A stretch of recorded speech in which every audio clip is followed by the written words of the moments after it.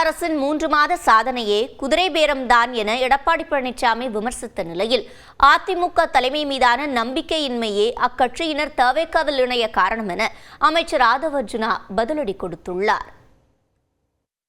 என்னன்னு சொல்றது, குதிரை பேரம் சொல்ல முடியும். இங்க எந்த கூவாத்தூரும் நடக்கவில்லை. டெல்லியுடன் சரண்டர் ஆனீங்க. நீங்க அவர்கள் தலைமை மீது அதிருப்தி கொண்டு அவர்கள் தானாக முன்வந்தால் ராஜினாமா செய்தார்கள். அவை முன்னவர் உட்காருங்க, நீங்க போய் உட்காருங்க சொல்றீங்க. அவை முன்னவர் அவங்க கிட்ட பேச, என்கிட்ட சொல்லுங்க, பேசுங்க. நீங்க உங்களுக்கு அனுமதிக்கிறேன் தலைவர்களே, நான் பேசுறதே வேண்டாமா? இப்படி கத்திட்டு இருந்தா ரெண்டு பேரும் சேர்ந்து பேசுறது எனக்கு தெரியும். அமைதியா உட்காருங்க. நாங்க 2 பேரும் ஒன்னா சேர்ந்து கொண்டு சொன்னீங்க பாருங்க, அது மாதிரி இல்ல, அது மாதிரி கிடையாது. சட்டப்பேரவையில் நிதிநிலை அறிக்கை மீதான பொது விவாதத்தில் பேசிய அதிமுக பொதுச் செயலாளர் எடப்பாடி பழனிசாமி, ஒரு எம்எல்ஏ வெற்றி பெற 6000 பேர் கடினமாக உழைக்கும் நிலையில் எளிதில் ராஜினாமா செய்வதால் தொண்டர்களின் மனம் புண்படாதா என கேள்வி எழுப்பினார். கடந்த 3 மாதங்கள் இந்த அரசின் குறிப்பிடத்தக்க சாதனை என்னவென்றால், இதை நான் சொல்வது யாரும் கோச்சுக்க வேணாம். இந்த ஆட்சியில ஒரு கட்சியில வெற்றி பெறாங்க, வெற்றி பெற்ற பிறகு உடனே ராஜினாமா பண்றாங்க, உடனே வேற கட்சியில சேர்க்கிறாங்க. இது என்னன்னு சொல்றது, குதிரை பேரம் சொல்ல முடியும். இப்படிப்பட்டதெல்லாம் தவிர்க்க வேண்டும் என்று அப்போது குறுக்கிட்ட அமைச்சர் ஆதவ அர்ஜுனா, அதிமுக தலைமை மீதான நம்பிக்கையின்மையே கட்சியினர் தவேகாவில் இணைய காரணம் என்றார். 2017க்கு அப்புறம் வந்த உங்களுடைய ஆட்சிக்கும் எங்களுக்கும் உடன்பாடு இல்லை. அது ஏனென்றால் உண்மையான அதிமுக கிடையாது. ஒரு கட்சி தலைமை மீது நம்பிக்கை இழக்கும் பொழுது முன்னாள் அமைச்சர்களும் சரி, எம்எல்ஏக்கும் சரி, விலகி மாற்று கட்சிக்கு சேருவது இயல்பு. தொடர்ந்து பேசிய அமைச்சர் நிர்மல்குமார், அதிமுகவினர் தவேகாவில் இணைந்ததில் எந்த கூவத்தூர் நிகழ்வும் நடைபெறவில்லை என்றார். இந்த குதிரை பேரம் என்பதை ஏற்கனவே பல முறை பேசிவிட்டோம், அதை பத்தி பேசக்கூடாது என்பது சொல்லிவிட்டோம். யாரும் இங்கே கூவாத்தூரில் நடந்ததை பற்றி யாரும் பேசவில்லை. இது ஒன்றும் கூவாத்தூர் இல்லை. குதிரை அவர்கள் தானாக முன்வந்து அவர்கள் தலைமை மீது அதிருப்தி கொண்டு அவர்கள் தானாக முன்வந்தால் ராஜினாமா செய்தார்கள். இங்கே எந்த கூவாத்தூரும் நடக்கவில்லை. அமைச்சர்களின் அடுத்தடுத்த கருத்துக்களால் அவையில் அதிமுகவினர் அமளியில் ஈடுபட்டனர். அவை முன்னவர் உட்காருங்க, நீங்க போய் உட்காருங்க சொல்றீங்க. பேசுறீங்களா? இல்ல, நீங்க அவை முன்னவர் அவங்க கிட்ட பேச, என்கிட்ட சொல்லுங்க, பேசுங்க. நீங்க உங்களுக்கு அனுமதிக்கிறேன் தலைவர்களே, நான் பேசுறதே வேண்டாமா? இப்படி கத்திட்டு இருந்தா இதையடுத்து பேசிய சபாநாயகர் ஜே.சி.டி. பிரபாகர், திமுக அதிமுக இடையிலான உறவு பற்றி குறிப்பிட்டார். உட்காருங்க உட்காருங்க உட்காருங்க. நீங்க 2 பேரும் சேர்ந்து பேசுறது எனக்கு தெரியும். அமைதியா உட்காருங்க. அதே நேரம் சபாநாயகரின் கருத்துக்கு திமுகவின் முன்னாள் அமைச்சர் ஏவா வேலு எதிர்வினையாற்றினார். நாங்க 2 பேரும் ஒன்னா சேர்ந்து கொண்டு சொன்னீங்க பாருங்க, அது மாதிரி இல்ல, அது மாதிரி கிடையாது. அந்த அவசியம் எங்களுக்கு தேவையில்லை. நாங்க வேற கட்சி, அவங்க வேற கட்சி, அவங்க ஆண்ட கட்சி, நாங்களும் ஆண்ட கட்சி, அடுத்த மாதிரி ஆடலான்னு நாங்கெல்லாம் திட்டம் போட்டிருக்கிற கட்சி எங்க கட்சி. அடுத்தடுத்து நடந்த காரசார விவாதத்தால் அவையில் அனல் பறந்த நிலையில் கூட்டத்தொடருக்கு பின்னர் சபாநாயகர் ஜே.சி.டி. பிரபாகரை சந்தித்த அதிமுக உறுப்பினர் அக்ரி கிருஷ்ணமூர்த்தி அமைச்சர்களின் கருத்தை அவை குறிப்பில் இருந்து நீக்க கோரிக்கை விடுத்தார். தொடர்வது 1 நிமிட செய்திகள்.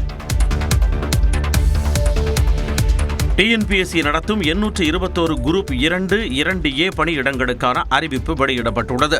தமிழ்நாடு வணிக வரித்துறையில் துணை வணிக வரி அதிகாரி, வேலைவாய்ப்பு துறையில் ஜூனியர் அசிஸ்டன்ட் ஆபீசர், சார் பதிவாளர், ஜெயிலர் உள்ளிட்ட 14 பதவிகளில் காலியாக உள்ள 41 பணியிடங்களுக்கான குரூப் 2 பணியிடங்களையும், பால்வளத்துறையில் மூத்த ஆய்வாளர், கூட்டுறவுத்துறையில் மூத்த ஆய்வாளர், அமைச்சக பணியில் ஆடிட் இன்ஸ்பெக்டர், கைத்தறித்துறையில் கைத்தறி ஆய்வாளர், அமைச்சக பணி உதவியாளர், இந்து சமய அறநிலையத்துறை எக்ஸிகியூட்டிவ் ஆபீசர், தலைமைச் செயலகத்தில் உதவியாளர், சட்டப்பேரவையில் கிளார்க் உள்ளிட்ட 41 பதவிகளில் காலியாக உள்ள 780 குரூப் 2A பணியிடங்களையும் நிரப்புவதற்கான அறிவிப்பாணையை டிஎன்பிஎஸ்சி வெளியிட்டுள்ளது. முதல் நிலை தேர்வு நவம்பர் 1ஆம் தேதி காலை 9:30 மணி முதல் 12:30 மணி வரை நடைபெறும் என்றும், இதற்கான விண்ணப்பங்களை ஆன்லைன் மூலம் செப்டம்பர் 9ஆம் தேதி வரை அளிக்கலாம் எனவும் அறிவிக்கப்பட்டுள்ளது. சென்னை மாநில கல்லூரி வளாகத்தில் போதைப்பொருள் இல்லாத தமிழ்நாடு என்ற இயக்கத்தின் தொடக்க விழா நடைபெற்றது. இதில் மாநில அளவிலான பெருந்திரள் போதைப்பொருள் எதிர்ப்பு உறுதிமொழியை முதலமைச்சர் விஜய் வாசிக்க மாணவர்கள் அனைவரும் உறுதிமொழி எடுத்துக் கொண்டனர். போதை பழக்கத்தால் ஏற்படும் தீய விளைவுகளை நான் முழுமையாக அறிவேன். நான் போதை பழக்கத்திற்கு ஆளாக மாட்டேன். இதையடுத்து போதைப்பொருள் மற்றும் புகையிலையின் பாதிப்பு குறித்த விளக்க குறும்பட காணொலியை வெளியிட்ட முதலமைச்சர் drug and tobacco free campus என்ற பரப்புரையை தமிழகம் முழுவதும் உள்ள பள்ளி கல்லூரிகளில் தொடங்கி வைத்தார். போதைப்பொருள் கடத்தலை தடுப்பதில் சிறப்பாக செயல்பட்ட காவல்துறை அதிகாரிகளுக்கு பதக்கம் வழங்கி கௌரவித்தார்.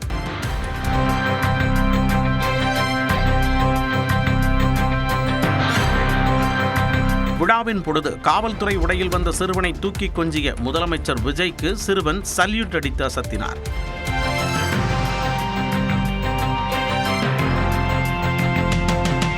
போதைப் பொருள் எதிர்ப்பு மன்றங்களை சிறப்பாக செயல்படுத்திய பள்ளி கல்லூரிகளுக்கு வெற்றி சான்றிதழ்கள் மற்றும் கோப்பைகளையும் முதலமைச்சர் வழங்கி பாராட்டினார். கட்சி மாறியது தொடர்பாக முன்னாள் முதலமைச்சர் ஓ பன்னீர்செல்வம், அமைச்சர் செங்கோட்டையன் இடையே நடந்த விவாதத்தால் சட்டப்பேரவையில் சிரிப்பலை எழுந்தது. நல்லதும் மாற்றம்தான், கெட்டதும் மாற்றம்தான். எதிர்பார்த்து வாக்களித்த தமிழ்நாட்டு மக்களுக்கு கிடைத்துள்ளதோ பெருத்த ஏமாற்றம்தான். தங்களது தேர்தல் அறிக்கையினை தங்களுடைய முன்னோடி திட்டமாக இந்த சட்டமன்றத்தில் கூட அறிவித்திருக்கலாம். அதை கூட அறிவிக்கவில்லை என்பதுதான் எங்களின் வாதமாக இருக்கிறது. தமிழகத்தின் மக்கள் இன்று ஏமாந்து நிற்கின்றார்களே, அவருடைய எண்ணங்களின் வடிவமாக இருக்கிறது என்பதை தெரிவித்துக் கொள்கிறேன். தமிழகமே பாராட்டி கொண்டிருக்கிற ஒரு தூய ஆட்சியை பற்றி ஏமாற்றத்தை உருவாக்குகிற ஆட்சி என்று நீங்கள் குறிப்பிடுவது வேடிக்கையாக இருக்கிறது. நீங்கள் இடம் மாறி இருக்கிறீர்கள், பரவாயில்லை, அதற்காக இவ்வளவு துதிபாட வேண்டிய அவசியம் இல்லை. அந்த இடத்தை அவர்தான் முதலில் மாற்றியவர் என்பதை நான் இங்கு தெரிவித்துக் கொள்ள கடமைப்பட்டிருக்கிறேன். இடத்தை முதலில் மாற்றியவர் நம்முடைய அமைச்சர் என்றார். ஆனால் பாருங்க என்ன ஆச்சரியம்னா, இடத்தை மாற்றிய போதும் அவர் இதயத்தின் அருகே இருந்த அந்த நிழல் படத்தை மாற்றவே வேண்டாம் என்று சொன்னவர் எங்களுடைய வெற்றி தலைவர். ஆனால் அண்ணனுடைய பாக்கெட்டை பார்க்கிற பொழுது இடமும் மாறி இருக்கிறது, இதயமும் மாறி இருக்கிறதோ என்று தோன்றுகிறது. எங்கள் அண்ணன் செங்கோட்டையன் அவர்கள் இடம் மாறி இருக்கலாம், ஆனால் புரட்சித் தலைவி அம்மா அவர்களை இன்னும் தன்னுடைய இதயத்தில், தன்னுடைய சட்டை பையில் இன்னும் வச்சிருக்காரு. ஆனால் புரட்சித் தலைவி அம்மாவால் முதலமைச்சராக்கப்பட்டவர் இன்றைக்கு அவருடைய சட்டப்பையில் யாரோட புகைப்படம் இருக்கிறது? எங்களுடைய இதயத்தில் நிலையாக வைத்திருக்கிறோம்.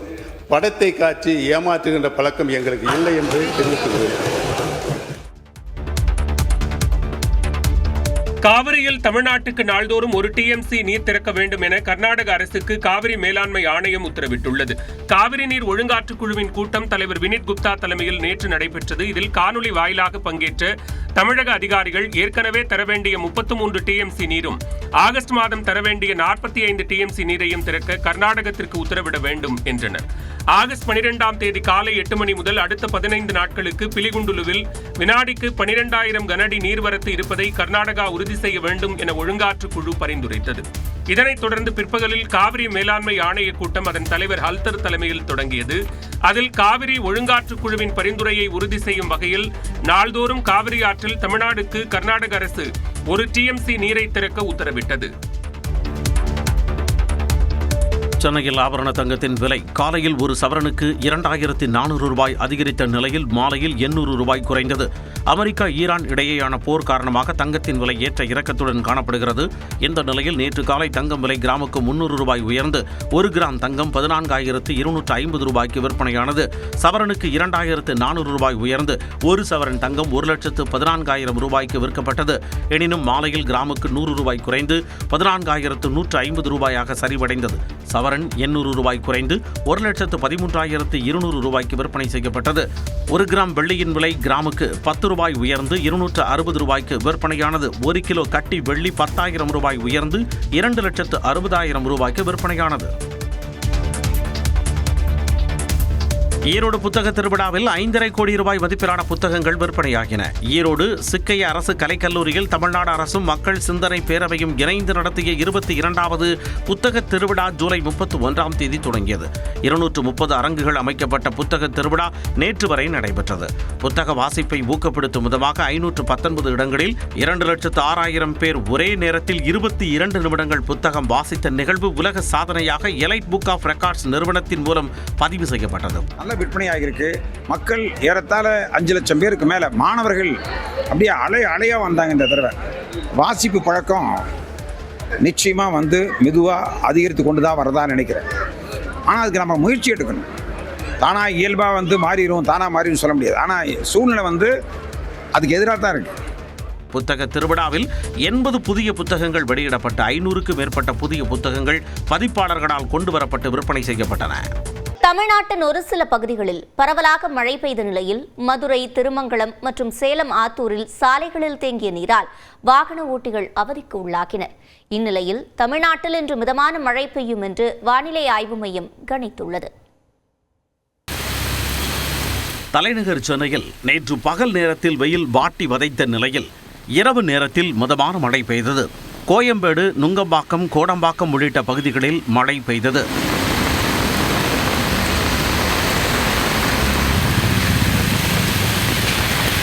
திருவொற்றியூர் பகுதியில் 20 நிமிடங்களுக்கு மழை பெய்த நிலையில் சிலர் மழையில் நனைந்தபடி மகிழ்ச்சியுடன் சென்றனர். திருவள்ளூர் மற்றும் அதன் சுற்றுவட்டார பகுதிகளில் அரை மணி நேரத்திற்கு மேலாக கனமழை கொட்டி தீர்த்தது. திருவள்ளூர், ஏகாட்டூர், மணவாட நகர், பூண்டி, காக்கடூர், புல்லரம்பாக்கம், நெய்வேலி, புத்தூர், மோவூர், கடம்பத்தூர் உள்ளிட்ட பகுதிகளில் மழை பெய்தது. மழை பெய்து முடிந்த சிறிது நேரத்திலேயே மாலை நேரம் முழுவதும் வானம் மஞ்சள் நிற ஒளியில் காட்சியளித்தது. இதனை திருவள்ளூர் மாவட்ட மக்கள் கண்டு ரசித்தனர்.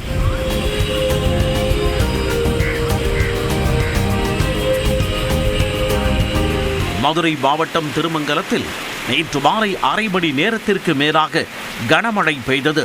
பாண்டியன் நகர், வடகரை, செங்குளம், கரிசல்பட்டி, மரவன்குளம் உள்ளிட்ட பகுதிகளில் பெய்த மழையால் சாலைகளில் வெள்ளம் பெருக்கெடுத்து ஓடியது.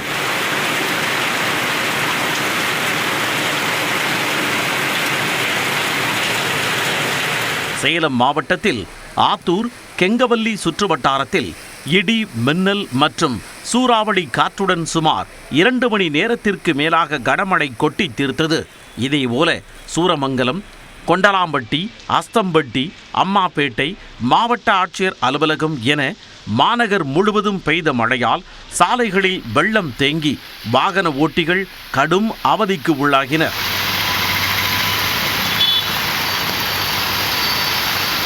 புதுக்கோட்டையில் புதிய பேருந்து நிலையம், பழைய பேருந்து நிலையம், போஸ் நகர், காமராஜபுரம், திருகோகர்ணம் உள்ளிட்ட பல்வேறு இடங்களில் மாலை நேரத்தில் கனமழை பெய்ததால் பொதுமக்கள் மகிழ்ச்சியடைந்தனர்.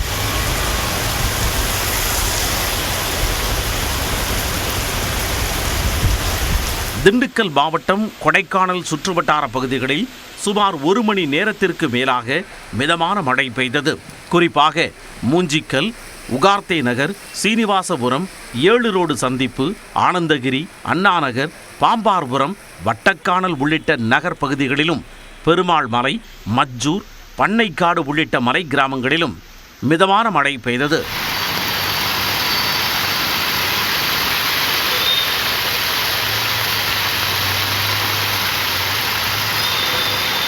நீலகிரி மாவட்டம் கூடலூர் சுற்றுவட்டார பகுதிகளில் 2 மணி நேரத்திற்கு மேலாக கனமழை கொட்டி தீர்த்தது. இதனால் பல்வேறு பகுதிகளில் சாலைகளில் நீர் பெருக்கெடுத்து ஓடியது.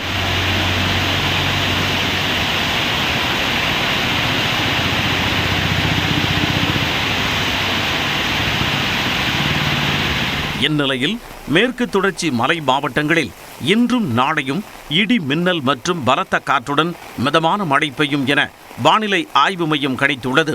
தமிழ்நாட்டின் மற்ற பகுதிகளிலும் புதுச்சேரியிலும் லேசானது முதல் மிதமான மழை பெய்யும் என்று கணிக்கப்பட்டுள்ளது. சென்னையில் வானம் மேகமூட்டத்துடன் காணப்படும் என்றும் மாலை அல்லது இரவு நேரத்தில் மிதமான மழைக்கு வாய்ப்பு இருப்பதாகவும் தெரிவிக்கப்பட்டுள்ளது. வட உள் தமிழ்நாட்டில் நாளை மறுதினம் வரை அதிகபட்ச வெப்பநிலை இயல்பை விட 2 முதல் 3 டிகிரி செல்சியஸ் அதிகமாக பதிவாகும் என வானிலை ஆய்வு மையம் எச்சரிக்கை விடுத்துள்ளது. தொடர்ந்து காலை விரைவு செய்திகளை பார்க்கலாம். கடலூர் மாவட்டம் வடலூரில் அருட்பிரகாச வள்ளலார் நிறுவிய சத்திய ஞான சபையில் ஆடி மாத பூச நட்சத்திரத்தையொட்டி ஜோதி தரிசனம் நடைபெற்றது. சத்திய ஞான சபையில் 6 திரைகள் நீக்கப்பட்டு ஆடி மாத பூச ஜோதி தரிசனம் பக்தர்களுக்கு காண்பிக்கப்பட்டது. தமிழ்நாட்டின் பல்வேறு மாவட்டங்களிலிருந்து வருகை தந்திருந்த பக்தர்கள் ஜோதியை தரிசித்தனர்.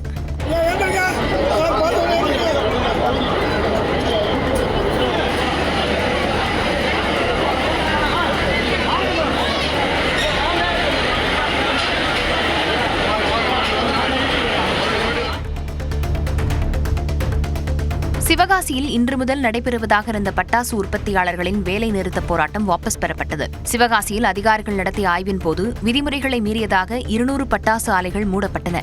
இந்த ஆலைகளை சட்ட விதிகளுக்குட்பட்டு காலம் தாழ்த்தாமல் மீண்டும் திறக்க நடவடிக்கை எடுக்க வலியுறுத்தி இன்று முதல் காலவரையற்ற வேலை நிறுத்த போராட்டத்தில் ஈடுபட உள்ளதாக பட்டாசு உற்பத்தியாளர்கள் அறிவித்திருந்தனர்.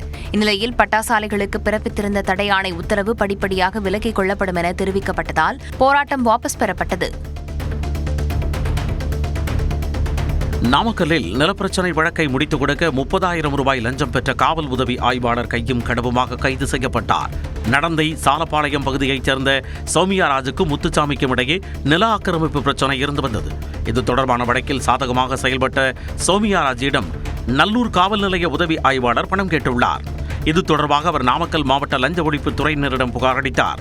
பின்னர் லஞ்ச ஒழிப்பு துறையினரின் அறிவுறுத்தலின்படி ரசாயனம் தடவிய பணத்தை சௌமியா ராஜ் கொடுத்துள்ளார். அதை உதவி ஆய்வாளர் கங்காதரன் வாங்கிய பொழுது மறைந்திருந்த லஞ்ச ஒழிப்புத்துறையினர் அவரை கைது செய்தனர்.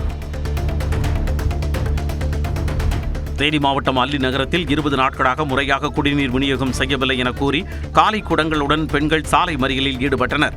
குடிநீர் விநியோகம் தொடர்பாக நகராட்சி அலுவலகத்தில் புகார் அளித்தும் எந்தவித நடவடிக்கையும் எடுக்கவில்லை என்று கூறி இந்த போராட்டம் நடைபெற்றது. இதையடுத்து அவர்களிடம் பேச்சுவார்த்தை நடத்திய தேனி நகராட்சி நிர்வாகத்தினர் சீரான குடிநீர் விநியோகம் செய்வதற்கு உரிய நடவடிக்கை எடுக்கப்படும் என கூறியதை அடுத்து அவர்கள் கலைந்து சென்றனர். குடிநீர் வழங்கிடு, நகராட்சியை கண்டித்து போராடுவோம். மாமல்லபுரத்தில் இன்று சர்வதேச அலைச்சறுக்கு போட்டிகள் தொடங்க உள்ள நிலையில் அதற்கான பிரம்மாண்ட தொடக்க விழா மற்றும் ஜெர்சி அறிமுக விழா தனியார் நட்சத்திர விடுதியில் நடைபெற்றது.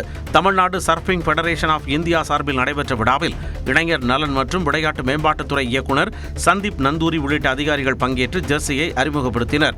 ஆகஸ்ட் 16ஆம் தேதி வரை நடைபெறும் இப்போட்டியில் ஆஸ்திரேலியா, ஜப்பான், அமெரிக்கா உள்ளிட்ட நாடுகளைச் சேர்ந்த 120 வீரர்கள் பங்கேற்கின்றனர். தென்காசி மாவட்டம் குற்றால அருவிகளில் மிதமான அளவில் வரக்கூடிய தண்ணீரில் சுற்றுலா பயணிகள் உற்சாகமாக குளித்து மகிழ்கின்றனர்.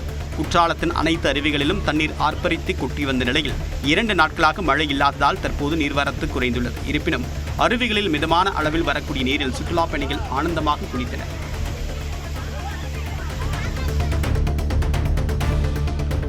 திண்டுக்கல் மாவட்டம் நிலக்கோட்டை அருகே ஆடி அமாவாசையையொட்டி முன்னோர்களுக்கு மோட்ச தீபம் ஏற்றி வழிபட்டனர். அணைப்பட்டியில் உள்ள ஆஞ்சநேயர் கோயிலில் அதிகாலை 4 மணி முதலே ஏராளமான பக்தர்கள் குவிந்தனர். பின்னர் தேங்காய், பழம், வெண்டைக்காய், கத்திரிக்காய், சுரைக்காய் உள்ளிட்ட பூஜை பொருட்களை வைத்து வேத மந்திரங்கள் முழங்க தர்ப்பணம் செய்தனர். தொடர்ந்து ஆஞ்சநேயருக்கு துளசி மாலை அணிவித்து சிறப்பு பூஜைகள் செய்தும் தரிசனம் செய்தனர். தருமபுரி மற்றும் அதன் சுற்றுவட்டார பகுதிகளில் பருவமழை பொய்த்ததால் கிணறுகள் வறண்டு 500க்கும் மேற்பட்ட ஏக்கரில் பயிரிடப்பட்ட சுரைக்காய் சாகுபடி கடுமையாக பாதிக்கப்பட்டுள்ளது. டேங்கர் மூலம் தண்ணீரை விலை கொடுத்து வாங்கி பயன்படுத்தியும் விளைச்சல் குறைந்த நிலையில் சுரைக்காய் கிலோ 6 ரூபாய்க்கு மட்டுமே விற்பனையாவதால் அறுவடை கூலி கூட கிடைக்கவில்லை என விவசாயிகள் வேதனை தெரிவித்துள்ளனர். அரசு உரிய ஆய்வு செய்து இழப்பீடு வழங்க வேண்டும் எனவும் கோரிக்கை விடுத்துள்ளனர். சென்னை அம்பத்தூரில் தனியார் பள்ளி வகுப்பறையின் சிமெண்ட் மேற்கூரை திடீரென உடைந்து விழுந்ததில் மாணவிக்கு தலையில் பலத்த காயம் ஏற்பட்டது. மாலை நேரத்தில் 11ஆம் வகுப்பு மாணவிகள் வழக்கம் போல வகுப்பறையில் அமர்ந்து படித்துக் கொண்டிருந்த போது இந்த சம்பவம் நிகழ்ந்தது. தலையில் பலத்த காயம் ஏற்பட்ட மாணவிக்கு முகத்தில் சிராய்ப்பும் ஏற்பட்டது. மேலும் 3 மாணவிகளுக்கு லேசான காயம் ஏற்பட்டதாக கூறப்படுகிறது. கோவை மாவட்டம் வால்பாறையில் குடியிருப்பு பகுதிக்குள் சிறுத்தைகள் நடமாட்டம் உள்ளதால் பொதுமக்கள் அச்சத்தில் உறைந்து போயுள்ளனர். தேயிலை தோட்டத்தை ஒட்டியுள்ள வனப்பகுதியை விட்டு வெளியேறும் யானை, சிறுத்தை உள்ளிட்ட விலங்குகள் குடியிருப்புகளுக்குள் நுழைவது அதிகரித்துள்ளதாக கூறப்படுகிறது. இந்த சூழலில் சவரங்காட்டில் குடியிருப்பு அருகே உலாவிய 2 சிறுத்தைகள் அங்குள்ள கல் தூண் மீது அமர்ந்திருந்தன. இது தொடர்பான வீடியோ வெளியான நிலையில் சிறுத்தைகளை கூண்டு வைத்து பிடிக்க வனத்துறை உரிய நடவடிக்கை எடுக்க மக்கள் கோரிக்கை விடுத்துள்ளனர். கேரள மாநிலம் கோழிக்கோடு அருகே சாலையில் சென்ற கார் திடீரென தீப்பற்றி எரிந்ததால் பரபரப்பு ஏற்பட்டது. கார் ஓடிக்கொண்டிருந்த பொழுது திடீரென அதன் முன்பகுதியில் இருந்து கரும் புகை கிளம்பியதால் உள்ளே இருந்தவர்கள் பத்திரமாக கீழே இறங்கினர். பின்னர் சில நிமிடங்களிலேயே காரின் முன்பகுதி முழுவதும் தீப்பற்றி எரிய தொடங்கியது. சம்பவ இடத்திற்கு விரைந்த தீயணைப்புத் துறையினர் தீயை முழுமையாக அணைத்தனர்.